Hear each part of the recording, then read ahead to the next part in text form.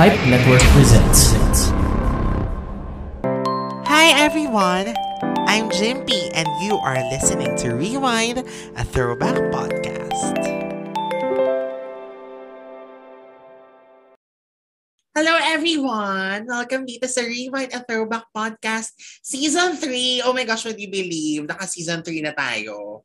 At parang pang ilang episode na to ng Season 3, pero yung pa rin yung sinasabi ko. Hindi kasi ito yung first parang official episode na i-record ko na Season 3 siya. So, salamat naman. Umabot tayo sa Season 3. And ang saya naman kasi grabe, pinaunlakan naman tayo ng guest natin tonight.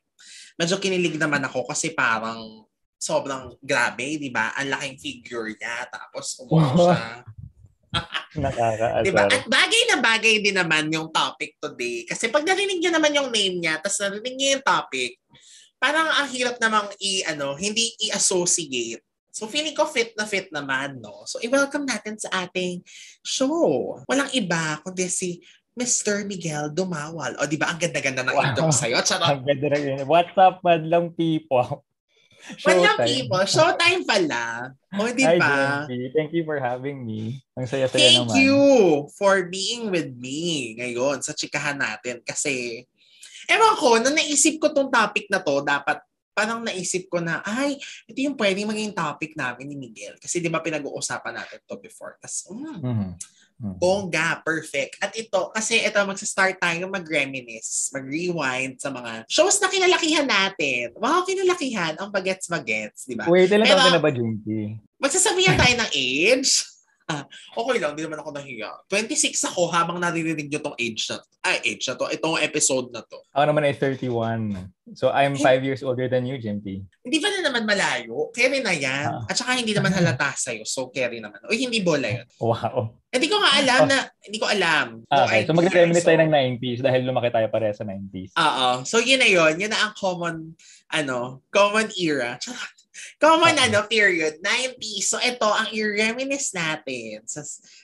Medyo serious ito pero ito yung mauuna.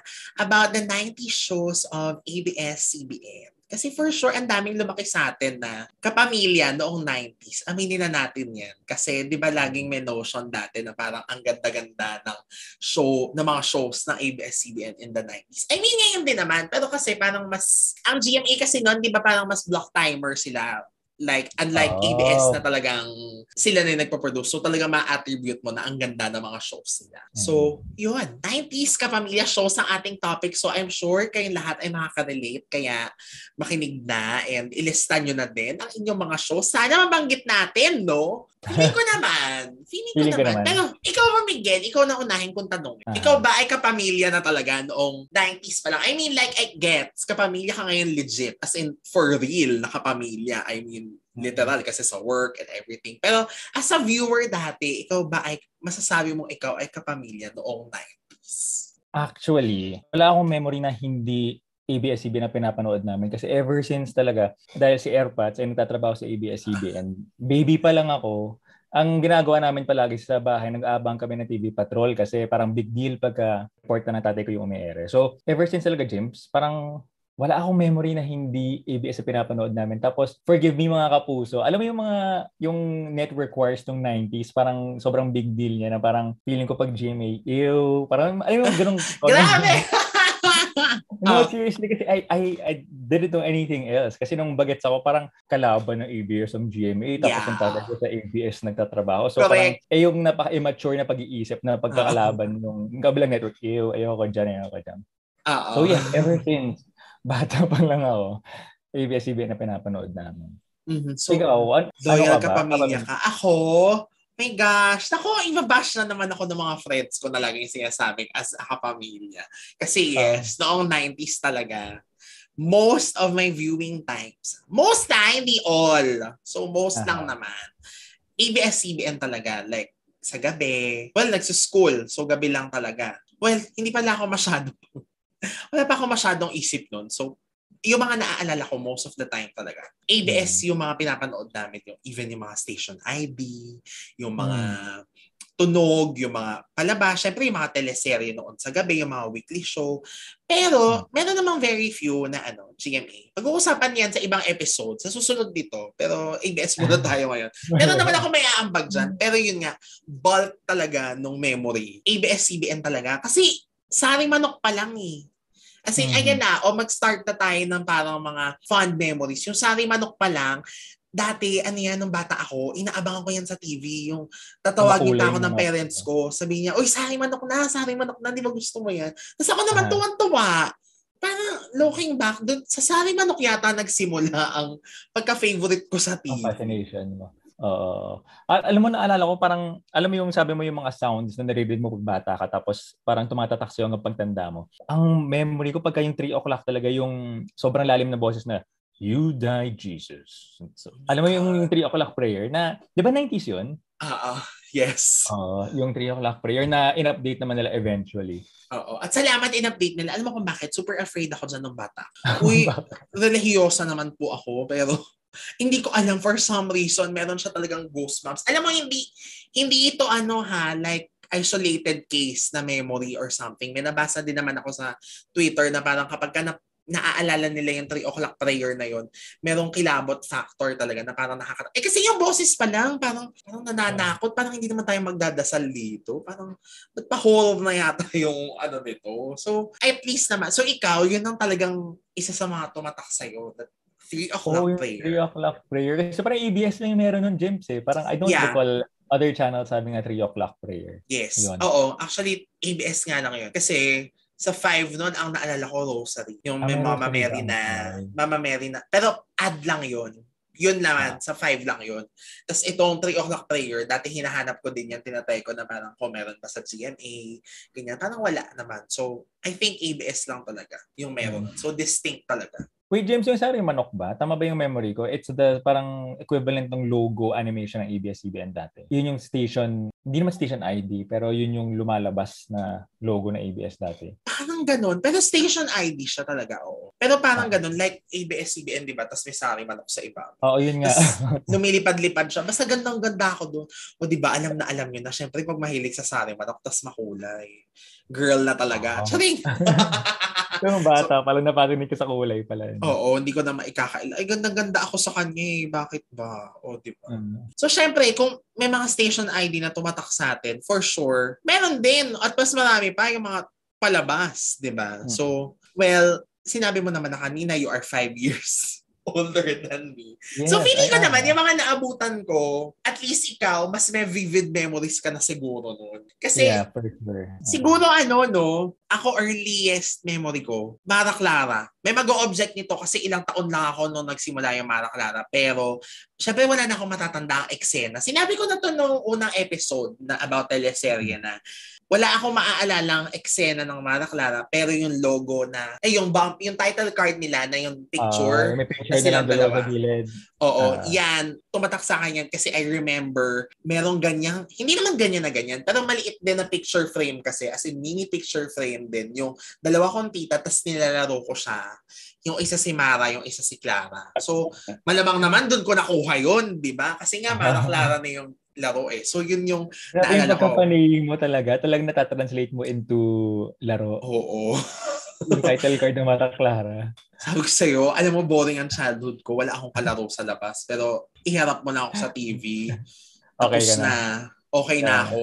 Hindi na, titigil na ako sa kung ano man. So Mara Clara ang una mo talagang memory ng 90s? Parang Kasi, pag tinignan yung edad, ang bata ko pa nun eh. So, 1992 siya nag-start. Oo. Syempre, ang naaalala ko na yung mas latter part. Parang 96, 97. So, pero wala akong idea sa kwento niyan. Malik, hindi ko alam ang diary. Alam ko lang si Gladys at si Juday. And then yun na nga, Esperanza came. So, yun. At least yun, medyo clear na sa akin yun, yung Esperanza na parang, ganyan.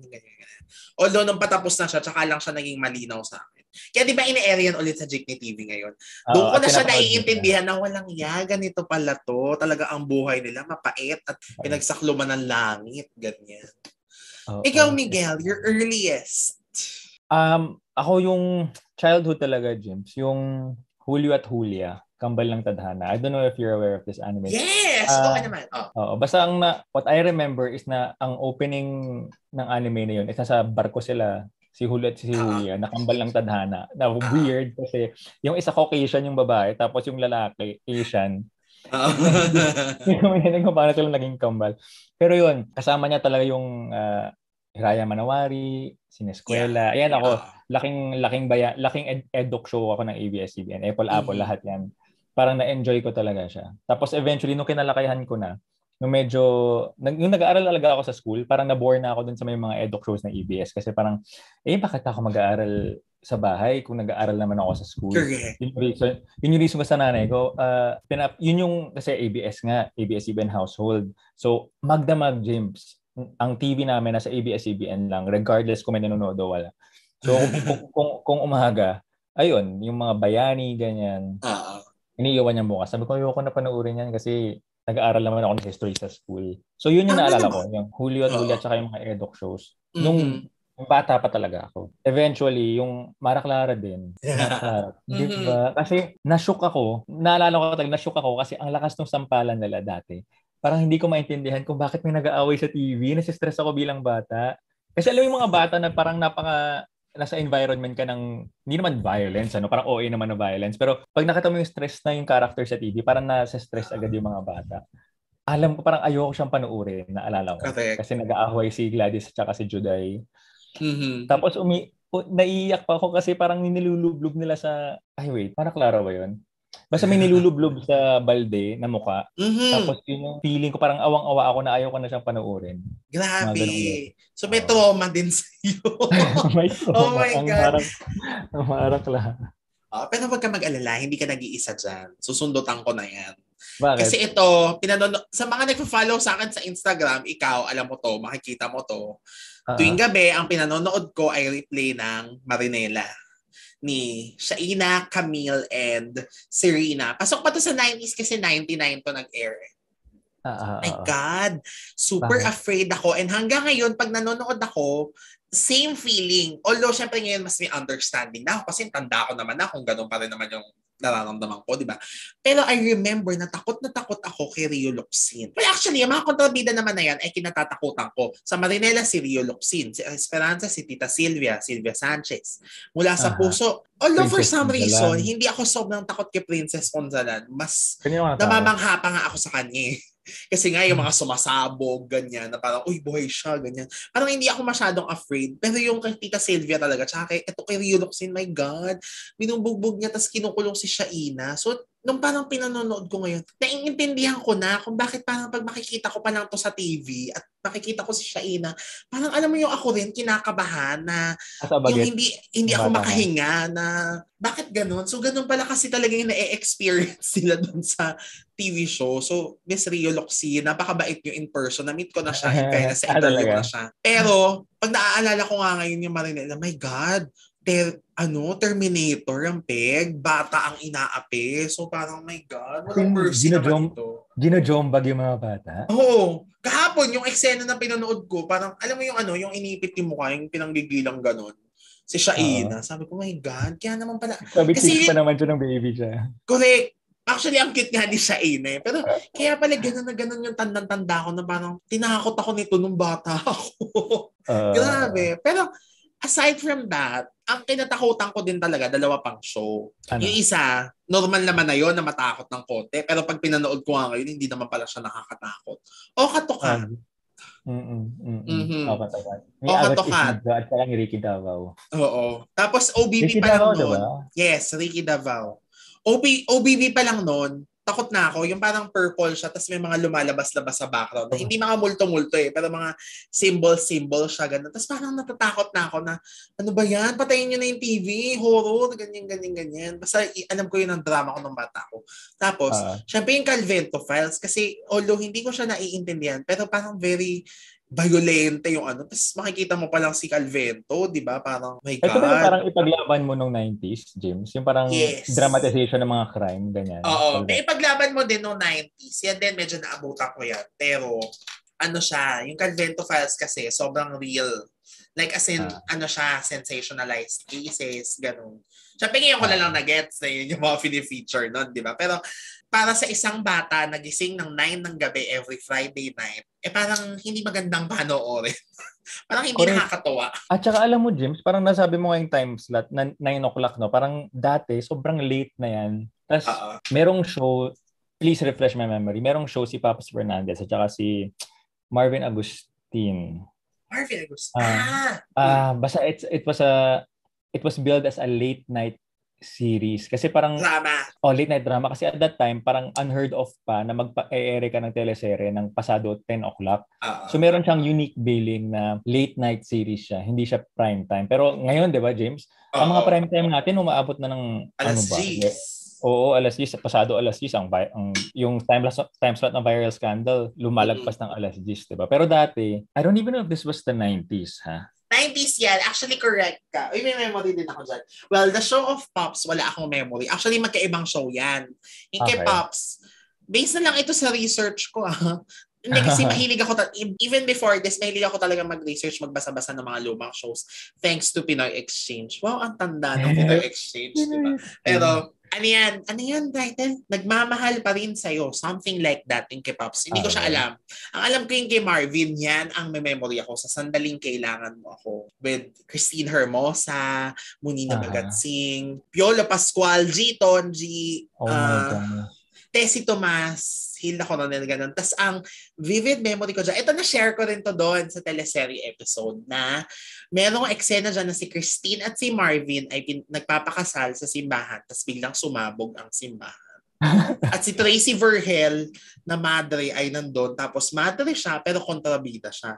Tapos nakakatawa kasi syempre bata ako noon, di akala ko totoo yung mga pasabog, yung mga bomba-bomba, di ba? Ito na, nagkataon na parang one Christmas, nag-Christmas ako sa QC, doon kami nagsimba sa simbahan na yun. Sabi ko, familiar itong simbahan na to. Ito yung simbahan doon na pinasabog. Pero bakit buo pa siya dito? Di ba sumabog na to? Parang gano'n. So, bagay, alam mo, wala nang simbahan. Siyempre, mali ko naman, di ba? So, yan. Tama naman yung memory mo. Oo, yan yung mga late night, yung mga mini-mini series. Alam mo, speaking of sabog, naalala ko yung mga bus. Pivotal lang mga bus sa mga teleserye ng 90s. Di ba sa Esperanza? Yung opening week niya, nagkahiwa-hiwalay sila kasi na-disgrasya yung bus and went off a cliff. Is that right? Tapos, mula sa puso naman, yung bus na pinasabog ni Selena, na napaka-iconic naman talaga. Para merong fixation sa bus, no? Ang mga ABS-CBN teleserye ng mga panahon na yun. Correct. Tsaka kotse. Lalo na pag direct when dati, di ba? Yan yung sinasabi ko. Basta direct when, may sasabog na sasakyan, ganyan. Actually, yun nga ang complete ng mga teleserye sa atin, yung mga sumasabog. Tsaka yung mga bangin. Saan ka ba naroon? My gosh. Oh my goodness. Ay, nako. Ang naalala ko talaga dyan, yung nahulog si Rosario, 'di ba, sa bangin?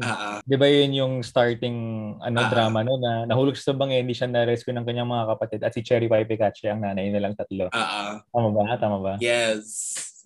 Saan ka man naroroon. At saka mga nahuhulog din from the building mula sa puso, 'di ba, yung pinaka death scene talaga ni Selena. 'Di ba nakasurvive siya din sa may sumabog na sasakyan? Yes.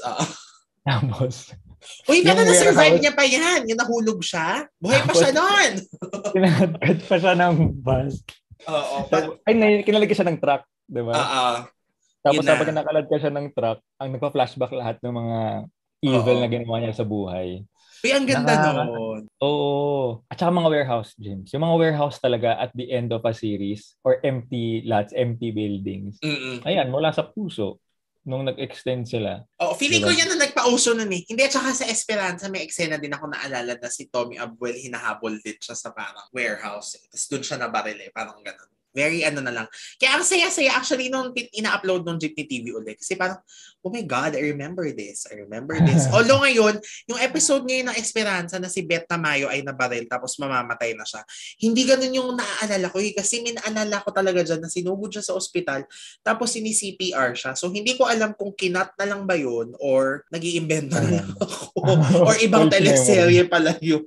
Hindi ko na alam. Ang baka na-edit. Feeling ko di naman nila i-edit out yun, James. Kasi full episode siya na-upload nila. Di ba na minsan may putol eh. Talaga ba? Oo. Parang napuputol-putol eh. Feeling ko baka nasisira yung tape or something. At bilang na-mention mo yung Saan Ka Man Naroroon, no? Hindi ko gets kung paano nagawa ni Claudine Barreto talaga. Yung Friday, JMP, natapos ang Mula sa Puso.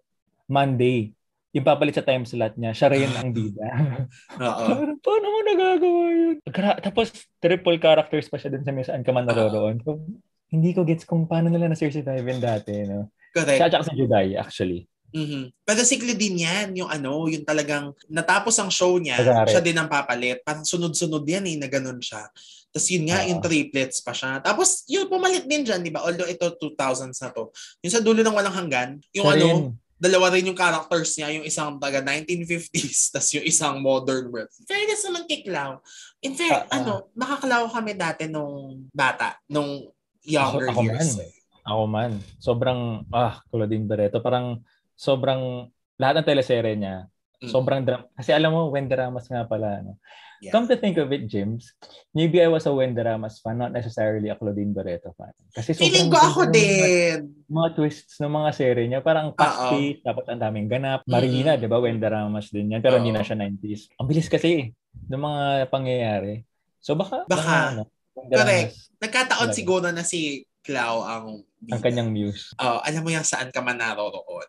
Nabanggit ko rin naman doon. Pero kasi, ikaw ang kausap ko, so feeling ko masyashock ka.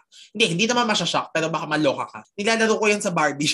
Tapos, yung bangin na scene. Yung mga paper dolls mo ba yan? Hindi, legit na Barbie to, in fairness. Barbie na mga ate ko. So, ganun talaga yung influence. O, di ba kanina, from picture frame sa Maraklava, umabot tayo sa Barbie na ang nilalaro ko ay mga nahuhulog sa bangin. Kasi yung kama, di ba? Di ba yung kama yung ledge noon? Tapos, siya, hindi naman siya, yung mga kama kasi noon, hindi naman siya yung talagang hanggang sa head, di ba?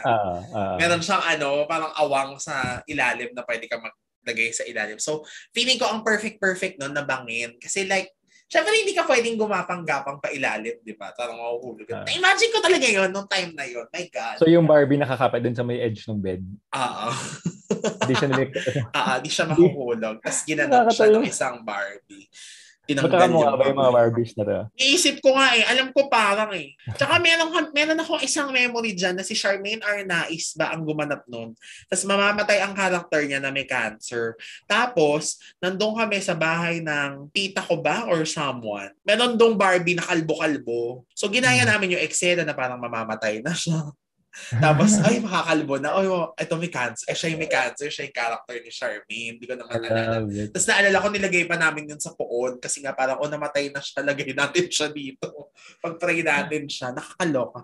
Anyway. Tapos, saan ka man naroroon, may isa pa akong naalala dyan. Parang first memory ko ng, alam mo yung thrilled. Asan yung thrilled ka? Yung invested ka sa isang series. Nung may isang eksena na nasa mall si Rosario at si Rosenda. Bibili ng jewelry si Rosario ba? Si Rosario sa isang jewelry store. Tapos lumabas siya. Pumasok si Rosenda doon sa may jewelry store. Tapos yung sales clerk shook kasi parang kakapasok na lang po dito kanina. At that point, hindi pa magkakalala yung magkapatid. Akala nung isa patay na yung isa.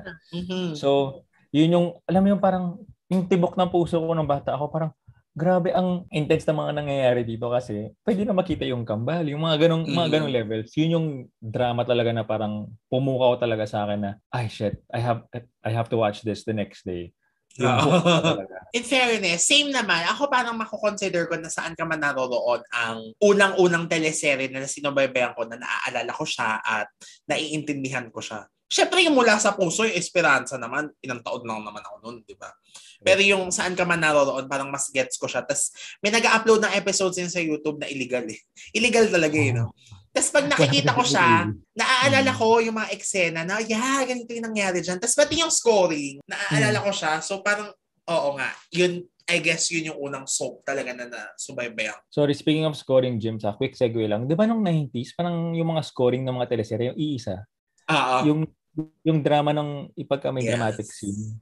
Iisa lang. I don't wanna sing it, but the tune is in my head, the melody is in my head. Pero gets mo, di ba? Iisa lang yung scoring nila. Tapos eventually na lang nagkaroon ng sariling unique scoring ang mga series. Ng mga 2000s na. Baka pangako sa'yo nagsimula nun. Yes. Sa Marinela ngayon, pag nanonood ako, ginamit sa Click. Click yun GME. So parang share talaga sila ng free music. Tapos mga ano yan kasi sinearch ko, kasi nga gusto ko mapakinggan. Social yan, mga Jim Brakeman, ganun. Yun yung mga, oo. Parang hindi siya for free pero licensed siya. Pero it's not exclusive to any station or program. Siguro, parang ganun. Kasi yun nga halos lahat gumagamit. Tsaka mahilig sila si MMK nung may napanood ako na mga huling episode na mga luma. Ano siya, mga film scoring, mga ginamit sa movies in the 90s. Tapos, nagugulat din ako na gano'n, na parang, pwede pala yung dati. Tapos, may time pa, I just can't recall the show, pero video game, Final Fantasy, JMP.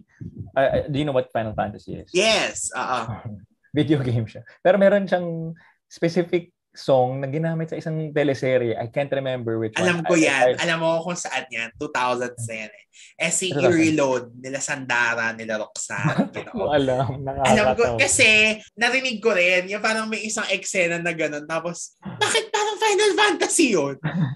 Parang, pwede yun?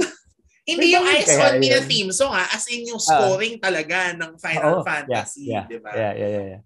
Parang, I don't know if they paid for that or nakalusot lang yun. I don't know, pero yun, naalala ko. Siguro pwede dati kasi nga di ba sa mga youth-oriented shows like in Gimmick, ganyan. Yan yung mga ginagamit nila, yung mga kanta talaga, di ba? Yan yung mga ino-OBB nila. So baka pwede. Gimmick! Are you a viewer of Gimmick? Pero before that, Miguel, bago mo sagutin yan, magkakaroon muna tayo ng very short commercial break sa ating pag-rewind sa ating mga naging favorite na ABS-CBN TV shows. So, sa pagbalik natin, tutuloy natin ang ating pag-reminisce dito lang sa Rewind and Throwback Podcast. Just tune in and stay there dahil mag-break na tayo in a bit. I like to have a good time when I listen to my horror podcast. Her left arm was chopped off. Oh my god, really? Caused a panic all prolonged over the country. their deaths for like months and The months. frightening, alarming, real-life tales show is my horror podcast. My horror podcast. That's it? Pause it. This is your scary part? Be scared and laugh hard with the frightening, alarming, real-life tales show. Every Friday on all major podcasting platforms. Don't say I didn't warn you. Okay, so we are back here on Rewind at Throwback Podcast where we rewind our favorite ABS-CBN shows kasama ang nagpa-unlock sa akin na ino-overtime ko na ang oras sa si Miguel Dumawan. Maraming salamat, Miguel. So, okay, ituloy natin. Ano ang next show? Gimmick! Hindi ko kinalakihan ng... I know I grew up when Gimmick was airing. Pero ang mas naalala ko, James, is yung Gimmick the Movie. Yeah. Kasi nasa grilla sila sa Antipolo. May isang eksena doon. Nag-reunion sila doon na lumabas si Juday para makita si Rico. Doon, tapos yung restaurant na yun, restaurant na pinupuntahan ng pamilya ko dati. Kaya ako naalala.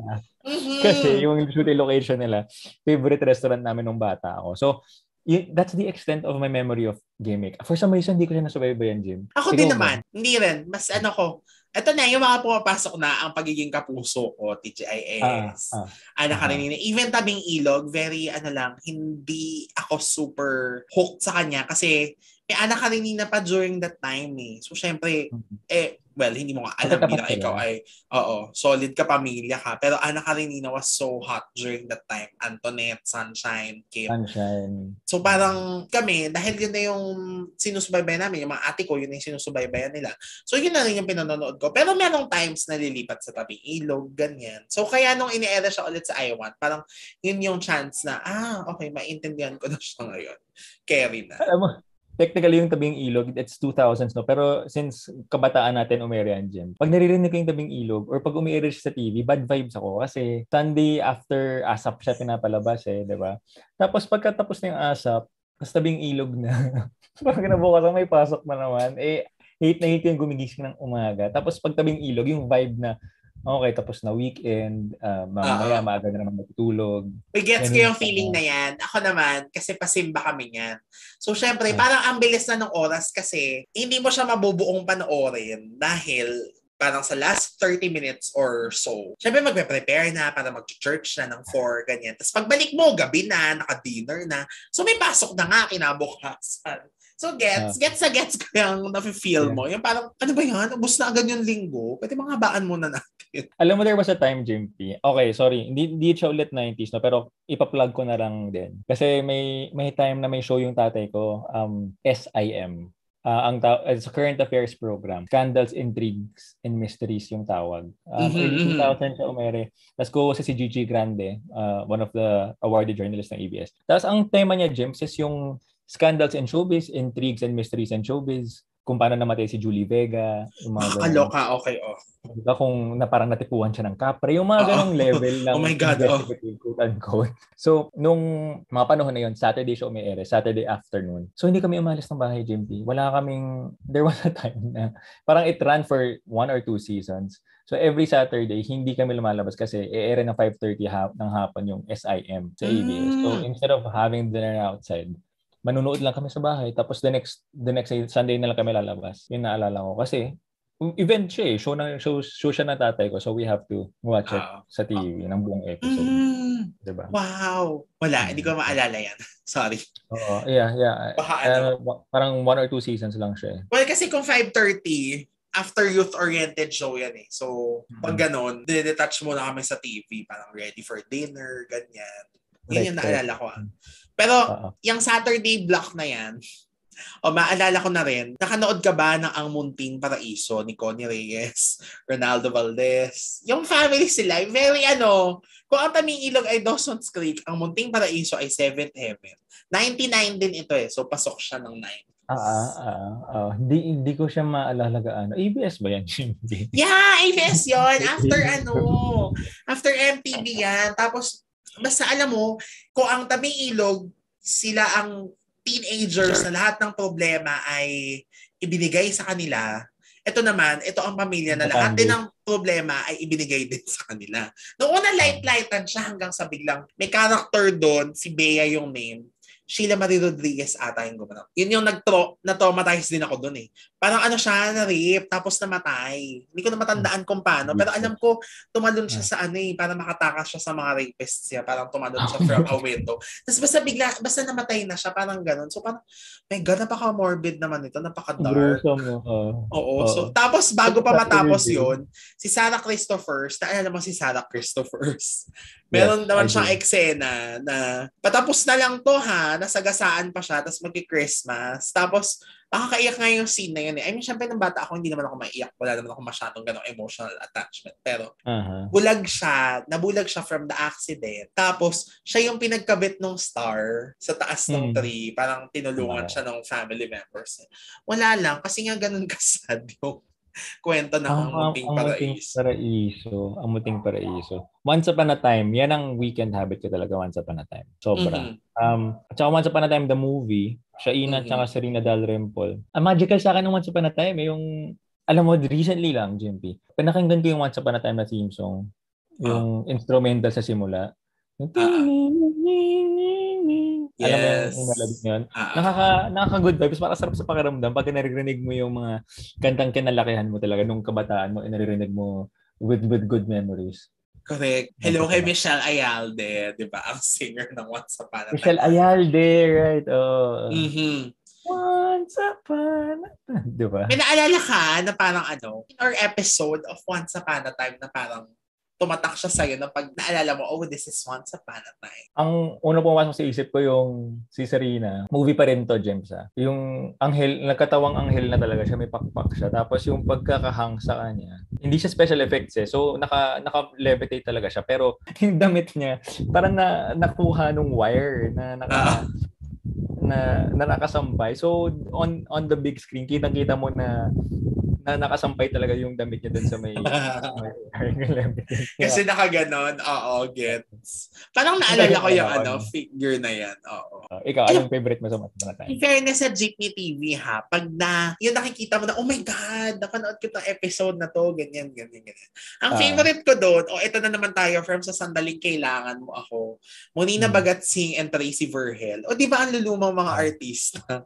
Meron silang episode doon na si Monina hindi siya siya marunong magluto. Tapos nagkaroon siya bigla ng magic sandok na nagsasalita. Tapos hindi siya makaluto, ganyan. Pero all of a sudden, nung parang nakuha niya yung sandok na yon, biglang gumaling siya, tapos sumarap yung luto niya, ganyan. Wala siyang ginagawa. As in, yung sandok yung nagluluto, siya lang yung parang nag-move. Tapos, turns out, parang sumanib pala dun yung kaluluwa ng mommy niya na magaling magluto. Tapos si Tracy Verhel, siya yung kalaban na sa karinderyang kabila.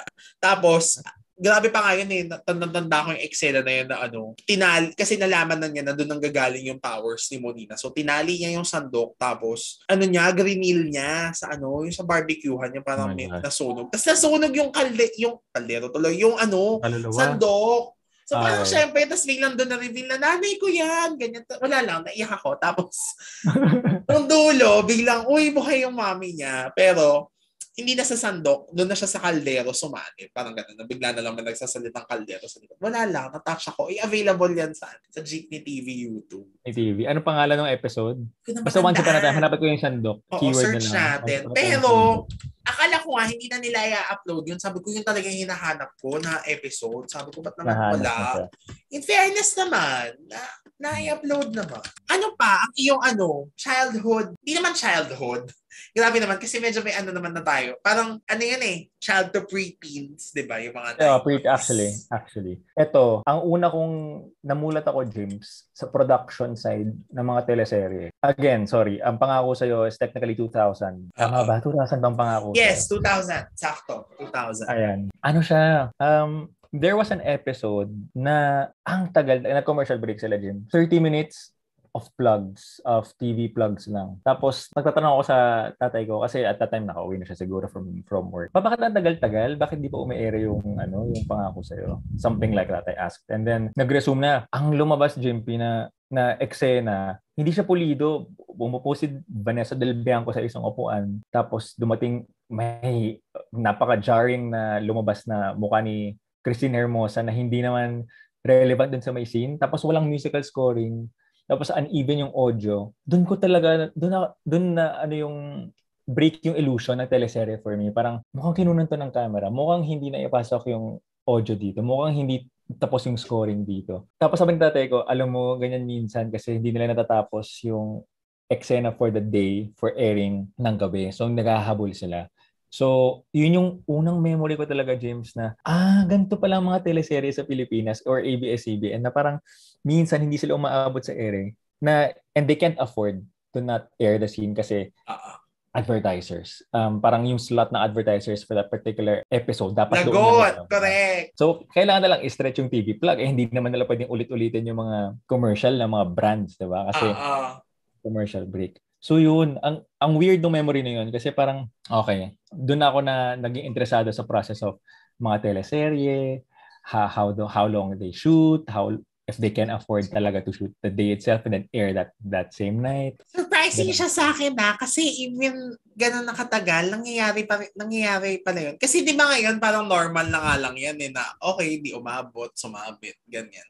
Well, siguro kasi alam na natin. Pero as early as 2000s pala. Nangyayari yun. Mm-hmm. Tapos, sorry, again, hindi siya 90s, James. Marina, naalala mo ba to? Si Marinara, sobrang lakas ni Marina. Tapos si GMA, naglabas ng Marinara. Yeah. Tapos the pilot episode of Marinara was supposed to air at the same time slot as Marina. For some reason, ayaw parehas ng programa umere. Yung Marina, I don't know what happened really. I have to ask someone siguro sa prod side kung meron silang definite answer na mabibigay. Pero ayaw nila parehas umere. Even Marina ba? Kasi yung Marinara, inabangan namin yan kasi nga parang, ba to? Gaya-gaya kachipan, ganyan. So inabangan namin. Tapos, umere na siya. May OBB ng umere. Naalala ko parang si Rufa may title card lang naman siya. Yan, kumanta na yung Marinara, ganyan.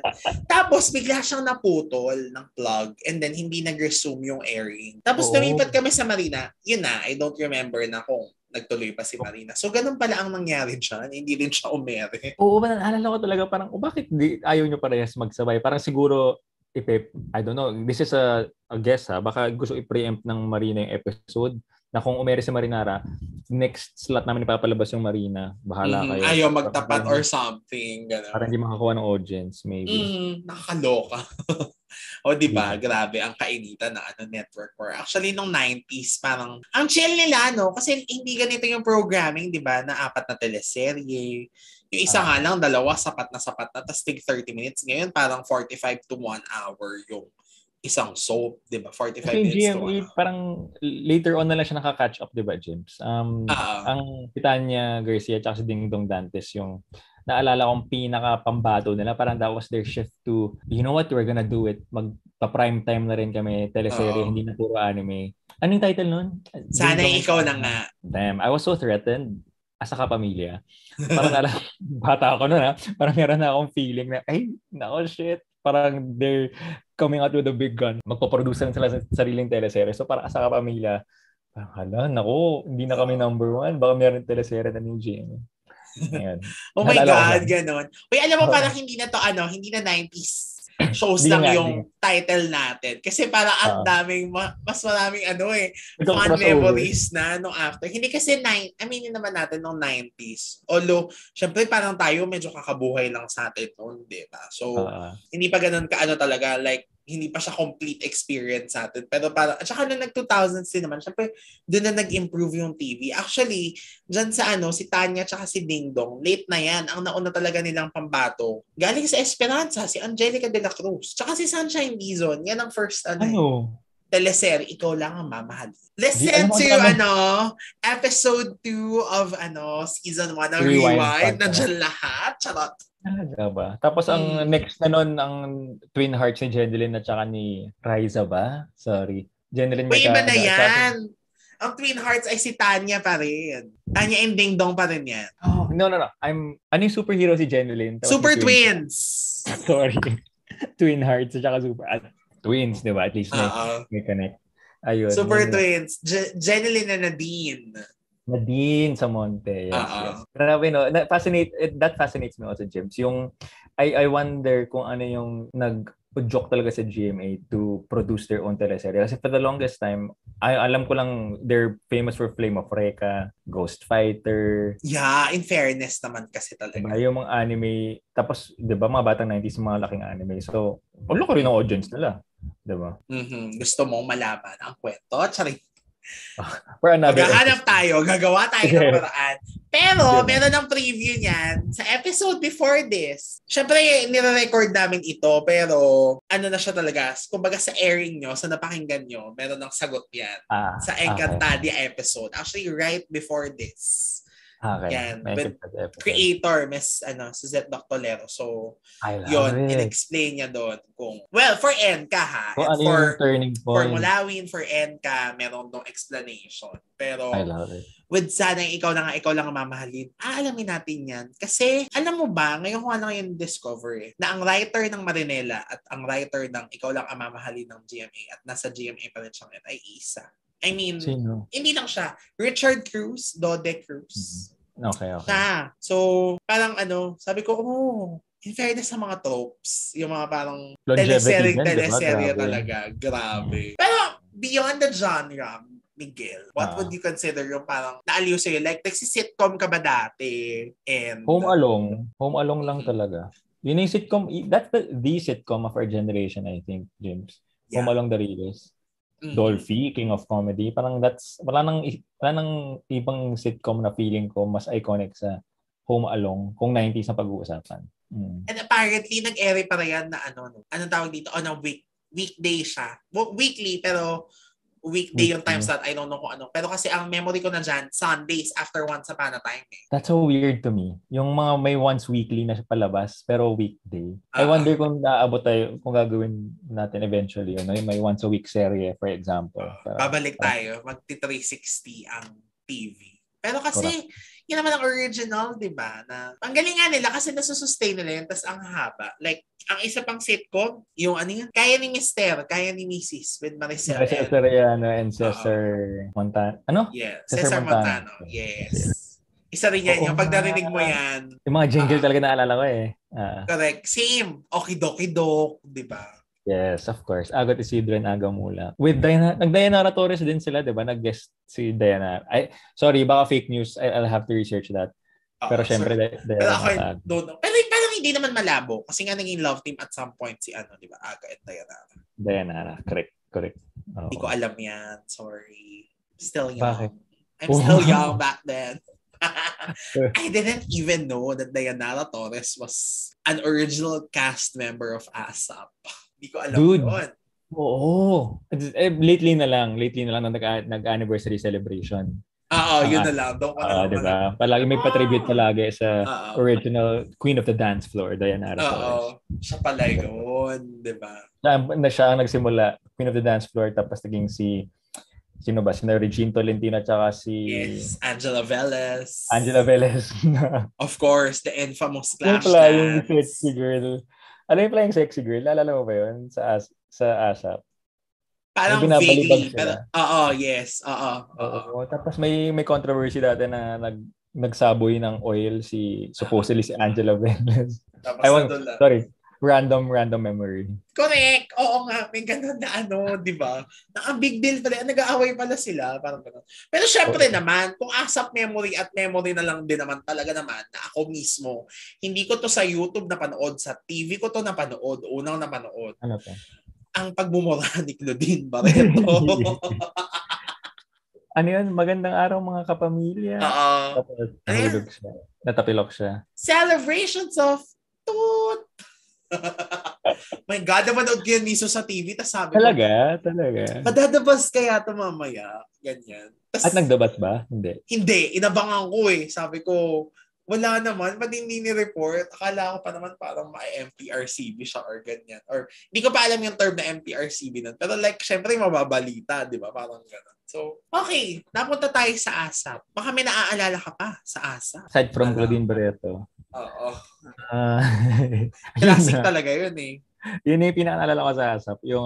Yung pag-aaway ni Regine Tolentino at ni Angela Velez. Kasi alam ko nga, nag-Araneta Coliseum pa yan Parang that was where it happened na nagpe-perform si Regine Tolentino. Tapos, dahil sobrang dulas nung stage, ang dami niyang pasa, she could have broken bones. Tapos yun, na-discover nila kasi nagsaboy ng apoy si Angela Velez. So, baka sabi niyo sinadya daw. Pero eventually, they made peace, I think. Oo, parang nagkabati naman sila. Pero grabe yun. Ang lala. Okay, ano pa ba ang mga shows? Baka may hindi pa tayo nababanggit. I mean, ang dami, Sa dami ba naman ng shows? Pero kasi ako, syempre, bilang bata naman ako noon, hindi naman lahat napapanood ko kasi nga ang 9 o'clock sa atin noon gabi na at late na. Naalala ko, James, Loves Ko Si Babe was parang a game changer. At least to me. Kasi nung panahon na yung prime time, ang kasabayan niya puro drama, heavy drama, Claudine, Juday. Tapos yung billing niya talaga, naalala ko, parang it was one of the first, maybe even the first romantic comedy na teleserye. Parang it was unheard of at that time kasi lahat before it were all heavy drama. Patayan, sabugan ng kotse, nahuhulog sa gusali, warehouse, kidnap. Ito, Marvin Agustin, Jolina Magdangalang, parang pabebe acting na bentang-benta talaga dati. So yun, vivid memory yun sa akin na, Loves Ko Si Babe. It's gonna be the first rom-com teleserye na sa akin, hindi siya bumenta ng gaano. Baka mahilig ako sa drama ni Wendy Ramos talaga at that time. Actually, alam mo, hindi ikaw ang unang nagsabi din niya na game changer. So, hindi lang siya for you. Pero sa akin kasi noon, wala. Malay ko naman, alam ko ng love story tas si Jolina. Pero kasi may mga may mga singit-singit din na medyo heavy. Ganun. Kasi I remember a scene na si Shasha Padilla ay masasagasaan dapat, tas tinulak siya ni Edo para si Edo yung masagasaan. So may mga ganun-ganun din. So parang hindi ko masyadong naramdaman. Yung pagka-rom-com, yung pagka-light niya. Well, because maybe I cannot understand it during that time. So, pero yung teleserye, naintindihan. Yung hardcore na drama with saan ka man naroon mula sa puso. Naman, naintindihan ko din. Kasi yun, aral na tayo dun di ba? Like, yung contrast, yung presentation din. Di ba? Pero, alam mo, in fairness naman dyan sa mga yan, ako nga parang, ang gaganda na ng mga soap ngayon, aminin na natin. Like, kunyari, viral scandal, wala namang sumasabog doon, may konting patayan, pero very, very, lang, di ba? Pero for me kasi, kaya mas mahilig ako sa mga panghapon Kasi parang hindi Mas risky nakukumpleto sa akin yung experience pag walang, yan, yung mga kidnapan, di ba? Sumasabog. Pero yung kidnapan, ano lang yan, I can only take so much. Yung mga sabog-sabog, hindi yan, okay lang yan. Kahit kailan may papasabog, ay, ang saya. Aabangan ko yan. Parang ganon. Mas feel ko lang yung teleserye. Kaya parang, kung for me, mas gusto ko pa rin yung era ng mga soap dati. I'm trying to assess kung ganyan din ang feeling ko. Kasi na-enjoy ko yung mga themes, yung pagiging progressive ng mga serye natin ngayon. In terms of themes, like RCD narratives specifically. Grabe, A Soldier's Heart, The Killer Bride, A Viral Scandal, di ba? RCD din. So, yung pagka-progressive ng mga teleserye ngayon, not just even from RCD, yun yung na-appreciate ko talaga. Na feeling ko dati, wala eh. Yung dati kasi parang, or maybe my appreciation of it was limited kasi bata pa tayo ng gym. So, maybe we didn't really see yung mga theme, yung mga malalalim na mensahe ng mga shows dati. Pero parang wala akong naalalang progressive in terms of mga tema. Ang alam ko lang, it was all for the drama. I don't know, but I'm sure there were also themes that were worth exploring. Pero yun nga, yung progressive ideas ng mga serye ngayon, yun yung feeling kong magandang naging evolution ng mga serye natin. Yung Venice sa Esperanza, alam mo, shock din ako nung nakita ko yan eh. Although, yun nga, hindi ko nasubayban. May pagka-political pala yan. Well, yeah, given kasi mayor ang character ni the late Lito Legazpi. Pero, may mga ganun-ganun pala siya, tapos may mga pailalim din. Basta nagulat nga rin ako na meron naman pala noon, pero syempre mas sensationalized yung drama dati, di ba? Kasi drama talaga. At yun nga, so good thing din, thank you Jeepney TV sa pag-upload ng mga episodes ngayon dahil yung mga batang hindi pa naiintindihan yung mga political colors, mas nakikita na ngayon. Papanoorin ko nga yan, na Esperanza. Sana kayanin mo. 500 plus episodes na siya ngayon. Ako talaga nung nakita ko na ano ba yung turning point, yung parang hindi ko alam kung sinabi ko to doon sa unang episode natin before sa Rewind. Pero merong eksena doon na tumakas na si Angelica, si Juday at si Marvin at gusto na nilang mamuhay sa Maynila, magkakasama, magkakapatid. Tapos, nanakawan sila una. So, edi may nanakawang isa o di lipat sila sa ibang lugar, may pera pa. Ngayon, ang mga bag ay inilapag sa sahig. Maya-maya, kinukuha na naman ang mga bag. After nun, tinigil ko na kasi parang hindi ko na kaya na talaga ba, lahat na lang ng kamalasan sa buhay nito. Tapos, nung after nun, panoorin ko pa rin naman. Pero yung mga forward na, like yung hindi ko naaabangan na naka-premiere ng 1 o'clock ng hapon. Kasi nga, hindi na kaya ng kalooban ko. Parang, ano ba? Parang give the characters a break, di ba? Oo, parang talaga ba? Alam mo, James, as a segue, no, ang dyan magaling ang probinsyano. You know why it's running for so long now? Kasi magaling sila sa ganyan. Yung may relief, yung mga characters eventually. Yung parang meron silang victory. And then, babawi na naman. May malaking mangyayari. Meron na naman kamalasan. Pero, meron silang cycle of victory and defeat eh. So, hindi siya nakakapagod panoorin. Kung kung fan ka ng probinsyano, hindi ka mapapagod panoorin. Kasi, na-master na nila yung pacing. Na feeling ko wala dati. Sa Esperanza, walang ganyan. Malas ka today, malas ka forever. Nakakaloka. Yung mula sa puso, feeling ko kaya mas nalightan ako dyan. Kasi di ba rich dyan si Clau, si Via. So parang at least kahit pa paano komportable yung buhay niya. Meron lang siyang tsahing kontrabida and meron lang siyang mga love affairs na hindi approve ng tatay niya, ganyan. Pero at least yung walang yung alam mo yung inapi ka na ng kontrabida, inapi ka pa ng mundo. Parang, yung lagmok. Ba? Parang si Ina makaspak din dati sa pangako sa'yo yung parang sobrang lugmok mo na nga, nilulublob pa yung mukha mo sa balde. Oo. My gosh, no. Grabe. Sorry, naging teleserye episode na naman ito. Pero kasi naman, ang teleserye talaga, I think, talagang siya, napakalaki niyang genre na parang lahat ng, tsaka, kahit naman dati yung mga anthology, di ba? Actually, teleserye na rin yun. Ang difference lang ay episodic. Nanonood ka ba dati ng Connie Reyes on Camera? Alam mo yung the title, it rings so, parang it's such a familiar title to my head. Kasi alam ko, kinalakihan niya ng pamilya namin, nunod nanay ko, pero I don't recall an episode. Mm-hmm. Hindi ka ba mahilig sa pag weekend, hindi ka ba na madrama or ma-series? Ganon. Ano ba usually ang ginagawa mo sa weekend? Nung bagets ako? Oo. Laro, labas. Siguro lumalabas pamilya dati. Yun nga, yung pag Saturday nga dati lumalabas kami. Pero dahil show na tatay ko, naging Sunday yung labas namin. Tapos yung ASAP na. ASAP ever since. Tsaka The Buzz. Aha. So, mas maano ka, ganon. Mga batang mulat sa showbiz chika, no? The Buzz. Kasi dati ako talaga, kung nasaan ang drama, kahit anong channel yan, kahit sabi mo RPN yan, pero basta drama ang katapat, yun ang priority ko. Drama talaga. Oo, kaya yung TV Patrol, hindi ako nanonood yan dati kasi may katapat niyang drama sa RPN 9. Ang title ay May Bukas Pa ni Dina Bonnevie, Sherry Hill at Albert Martinez at ang very bagets na si Ann Curtis. Ano yun kasi nga, ewan ko, hindi ko naman sinabing hindi ako mahilig sa, hindi ko naman sinabing sobrang hilig ako sa drama dati. Unconsciously, gano'n. Pero pag naglilipat ako ng channel, tapos makikita ko, oh my God, very random yun, naglipat ako ng channel na, ay, may teleserye dito, ito nga panoorin natin. Yun na yung pinanood ko nun. Kahit yung mga replay, sa umaga, dati ang replay niya ng mga teleserye, umaga. Tapos may palabas na, kunyari, Rufa and I, Boy and Chris. Ay! Deadma, Showtime. Hindi ako nanonood niyan dati kasi merong nagre-replay na teleserye sa ibang channel na hindi mo alam na may channel palang ganun. Ganong iba level. Ang love mo for drama, no? Oo, parang siguro ganun. Pero yun nga, thanks to GPTV, in fairness, ang dami palang magagandang shows talaga dati. So ikaw siguro, Miguel, if there was a show from the 90s or siguro early 2000s na you would want to watch again or maibalik sa air. As in, maibalik in its original form?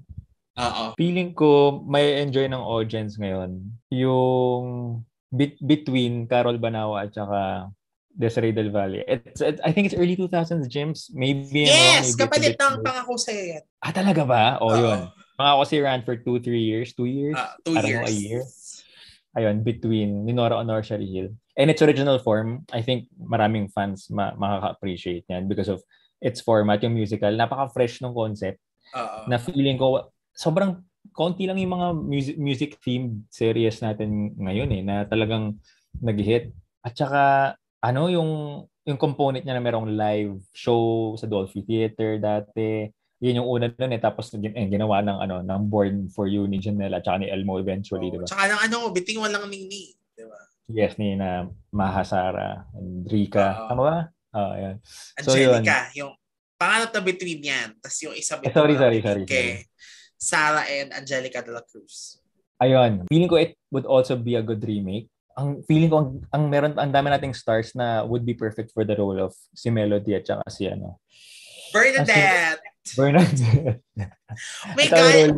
Alam mo, Miguel, trivia lang sa ating, sa ating rewind listeners. Sa mga, tama ba ang pronunciation ko? Gusto ko siyang gamitin kasi na-discover ko ng late na yung word.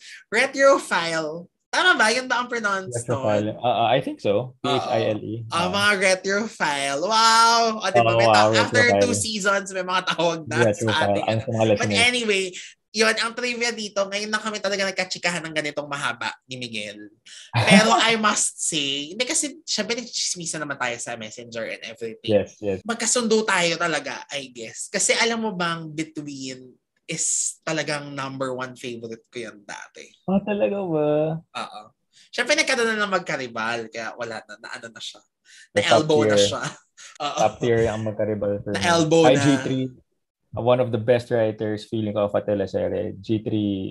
Ganda kasi ng magkaribal talaga. But anyway, Between. Sobrang favorite ko yan, yung Between dati. Alam mo ba na inere yan sa Hook? Nireplay siya sa Hook dati, nung may Hook pa. HOOQ. Sinaga ko siyang panoorin. Pinanood ko siya from start to finish ulit kasi nga, ganun ko siya ka-favorite. Tapos tuwa-tuwa ako na, my God, naalala ko itong mga eksena nito, yung pinaka-favorite ko dyan yung nag-lip-sync kasi di ba nagle-lip-sync si Desiree kay Carol, kay Bernadette, si Melody ang ghost singer niya. Tapos, nung isang beses, tumalon yung tape sa isang live na mall show na parang nagkagulatan na, oh my God, what happened? Tapos, nakakatawa kasi nagdabuzz siya, kinabukasan, tapos biglang nung sasagutin na niya, nahimatay siya, yung pala pinainom siya ng pampatulog. Basta, ang ganda-ganda ng show na yan. So, tapos yung dabuzz. May The Buzz pa talaga silang cameo. I love it. Diba? Wala, nakakatuwa lang to know na ang dami pala talaga nating common favorites at yung mga favorite ko rin talaga. Na-surprise ako na Between yung in-answer mo. At saka yung mga doon nagsimula yung natatawa ko sa mga pangalan na sobrang adventurous na mga pangalan mga teleserye. Binibining Andromeda ni Jessa Saragosa. Yes, si Binibining Andromeda. Tapos eventually yung kahit isang saglit ni na John Lloyd, yung mga Russian-inspired names. Kitagal kang hinintay. Sorry, kahit isang saglit. Sorry, Piolo at saka Juday pala yung kahit isang saglit. Kitagal kang hinintay, si Yuri, yes. Red Butterfly, si Boris, Helena. Grabe mga pangalan, di ba? Yung sobrang Russia. Anyway, that's besides the point. Yung mga adventurous names in teleserye. Alam mo, naano ko yan, yung sa Kitagal kang hinintay, kasi ang head writer yan si Derek Katsky Flores. Mahilig daw talaga siya sa mga ganyan. Very western yung niya. Western. Kasi yung It Might Be You, di ba yung It Might Be You ni Bea at saka ni John Lloyd, yun naman mga how do you pronounce it? Baka magkamali ako. Dandelions. Yeah. Tama, di ba?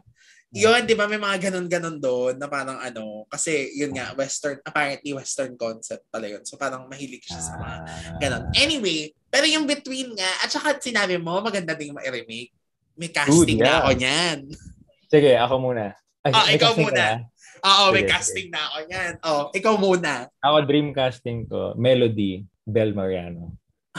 Okay. Mas bagets ka. Okay. Mas bagets yung mga. Tapos, Bernadette, Alexa Ilacad. Dude, Alexa at saka Bel. Sobrang solid nun. Pagkapagsamahin mo yung dalawang yun. Four sisters, sa Lazar sisters. Tapos, wala pa ka naisip ko for Nora Honor at saka Cherry Hill. Pero, ang dami pwede. Ikaw, sino? Okay, nabuo ko na yan. Kasi, inisip ko na yan sabi ko, ganda magka-remake nito. Off the record na lang kung bakit ko naisip. Mawiweirdahan yung mga guests, yung mga listeners natin. Tsaka yan, some other time, ikikwento ko yan. But anyway, kaya may casting na ako niyan. Ang melody ko, syempre lalayo pa ba tayo? Morissette na. Para birit-birit na. Pwede na, Morissette na. Mas yung mas bagets nga yung casting ka. Mas bagets yung casting. Ang melody, ang Bernadette ko ay si Heaven Peralejo. Di ba? Yan. Kumakanta ba si Heaven? In fact, kumakanta si Heaven. Pero kasi, di ba, hindi naman siya singer talaga. Yung career track niya talaga. Parang kay Desiree, di ba, na nakakakanta siya, pero hindi naman singer. Kailangan nga, di ba, medyo hindi, yung boses mo, kaya kailangan, i-go singer. Ang Nora Honor ko si Laura ay si... Laura nga. Nagkapalit nga ba siya? Tama. Ang Laura ko ay si Agot Isidro. At ang Cherry Hill ko, or Carmela.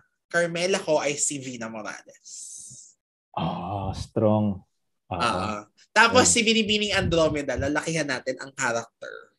Gagawin. Pero kasi kaya siya yung naisip kong pwedeng Binibining Andromeda. Kasi baka hindi naman siya masyadong nagsusop or hindi niya kayanin. So, pwedeng susulupot lang siya. Ano sabihin mo? Vice ganda. Hindi. Hindi. Pero medyo kasing laki din niya. Pero mas singer. Ann Curtis? Mas singer Ann Curtis. Regine Velasquez naman.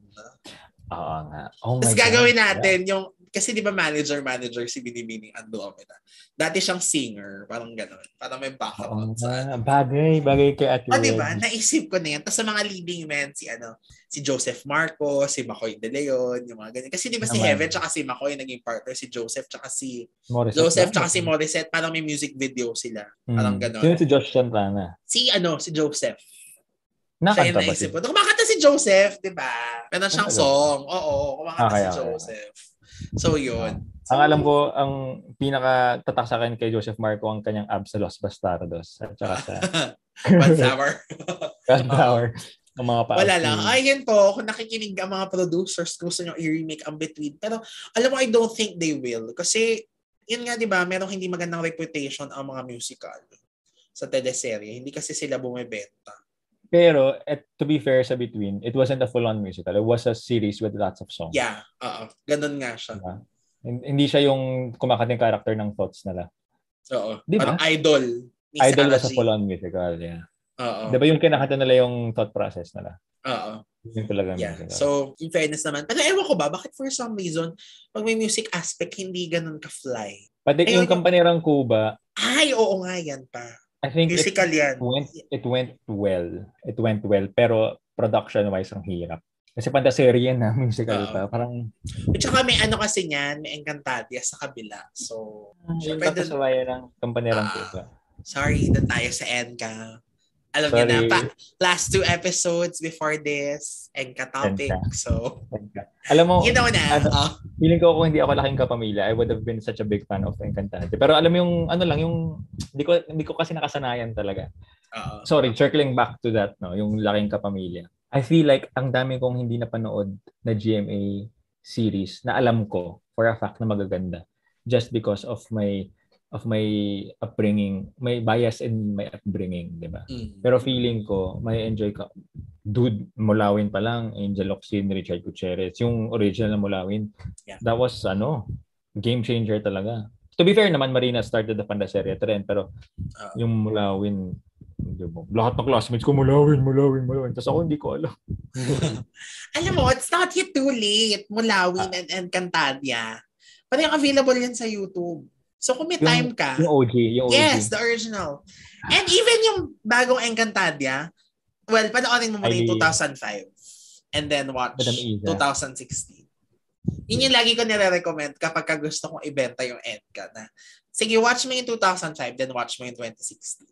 Kasi yung mas sinabi ko naman yun doon sa recent episode, mas gusto ko talaga ang 2016 kasi mas buo yung kwento. Syempre, mas maganda yung effects. Pero kasi yung 25, merong chilling, 2005, may chilling effect yun dahil original, nostalgic. Oo, syempre. Iba ang original. Yeah. So, between ang gusto mo, if ever.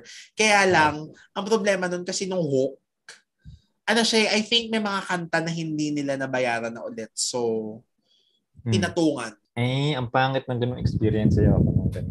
Tapos cut yung ending. Kasi may magandang epilogue pa yun na available sa YouTube eh. Yung ending doon sa Hook iba. Parang sa concert na natapos. Tapos wala na yung epilogue. Alam mo, James, pag may request ako sa'yo, kung mahanap mo, I've been looking for it for the longest time. Yung unang teaser ng Between, I don't know if you can remember this. It was just the video of the horizon. May isang malaking star na malaki yung kinang. Tapos maririnig mo lang yung scoring ng Between na theme song. Hindi ko alam yan. Yung pinakaunang teaser niya, yung back when teasers were very vague. Teaser kung teaser. As in, tas abangan. Yun lang. Ang ganda. Parang sobrang goosebumps ako. Naalala ko nung bata ako. Just, picture of a star, kumikinang-kinang, tapos maririnig mo yung orchestra or violin version ng Between. Ang ganda. Pero hindi ko pa nakikita. Tagal ko nang hinahanap. Uy, sana may catch niyan. Wala, ang videos lang ng Between na nakita ko ay concert ni Melody tsaka yung ending, yung epilogue na sinasabi ko. So kaya nga nung sa Hook, di ba, kinot. So ginawa ko, nag-YouTube ako, pinanood ko yung epilogue, o tapos, kompleto experience. Stasi ko ba yung sarili ko na, ano ba yan, ba't nawawala? O okay. Thank you, available siya online. Meron na Mirata. Okay. Ano na ngayon sasabihin ko? Well, nasagot mo naman na yun na yun nga, if there was a show from the 90s or early 2000s. So, it would be Between for you. Sa akin, gimmick na lang para magkaroon ng... Bakit? Hindi mo nga pinanood yung gimmick dati kasi TGIS ka. Wala lang. Kasi wala nang youth-oriented... Kontrador. Okay lang. Wala lang kasi youth-oriented shows ngayon. So, parang sayang naman. I mean, merong He's Into Her. Pero kasi yung mga yan, hindi siya hindi siya full-blown. Yung parang iba kasi yung youth-oriented show dati. Okay. Na meron talagang kwento per character. I mean, meron naman sa He's Into Her. Pero kasi journey yung kanila eh. Ito kasi yung may limit na 30 love episodes. Love story-centric also. Merong plot talaga. Hindi ko masasabing walang plot yung gimmick or yung mga youth-oriented shows. Pero may kanya-kanya kasi silang kwento. Tapos spread out. Doon na masusubaybayan yung journey. And at the same time, syempre kung ano yung pinagdadaanan ng mga teenagers, di ba? Although it wouldn't be siguro kasi as hit na as before. Kasi nga dati sobrang bago yan, di ba? Pero salamat naman nga sa JT TV, inuulit naman nila. So, I cannot ask for more. Siguro yung gimmick na lang, ilabas nyo na. After gimmick naman. Wala pa. Hindi pa nga nila kompleto yung gimmick eh. Kompletuhin nyo muna, no? Pinanonood ko siya ngayon. Gimmick is Rico Kira. Gimmick is Camille, John. And Angelica. Heart, yes. Yan, kinalakihan ko na yan. So, kaya rin naman. Anyway, so pagbabalik tanaw natin na ito ay grabe, no? Ang laki ng impact ng ABS-CBN shows. Well, kasi ang topic natin ay ABS-CBN show, so malaki talaga yung impact. Pero, I mean, kahit yun yung topic, di ba, ang dami nating na-share, ang daming memories. So, if you would sum up, Miguel, your experience as a kapamilya in a few words, so talaga yun. My experience as a kapamilya. Paano ka na-affect? Yan. Paano lang laliman natin ng konti yung pag-wrap up?